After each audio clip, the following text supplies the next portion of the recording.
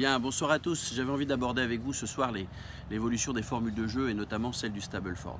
Juste un petit retour sur l'histoire. Les toutes premières compétitions se faisaient en tête à tête, un joueur face à un autre joueur. C'est ce qu'on appelait le match play. Le principe était simple, on remontait des trous et puis celui qui faisait le moins de coups sur un trou remportait une manche et à la fin de la journée, celui qui avait remporté le plus de manches remportait le tournoi.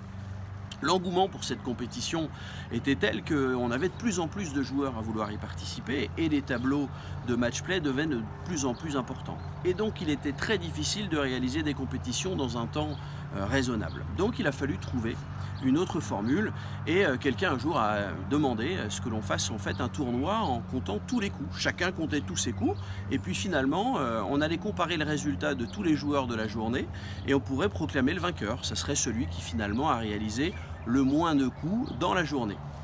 Et c'est ce qu'on appelle aujourd'hui le stroke play, qui s'appelait auparavant le medal play. Et puis, on a rencontré des difficultés parce qu'il y avait des joueurs de plein de niveaux différents, ceux qui jouaient depuis 10 ans et puis ceux qui venaient juste de commencer. Donc ça nous faisait des scores très différents pour les uns et pour les autres. De temps en temps, on avait des scores à 25 sur un trou, donc ça faisait perdre beaucoup de temps à l'ensemble des compétiteurs. Et puis un jour, monsieur Frank Stableford est arrivé et a proposé une formule de jeu bien sympathique que vous connaissez. Et il a dit, écoutez, voilà, on va fixer finalement un nombre de coups par trou, on va prendre le niveau des meilleurs et ça va nous donner le par.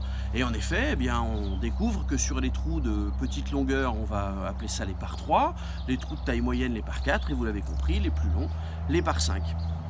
Donc, le principe est le suivant. Quand vous réalisez le par, la norme, on vous donne 2 points.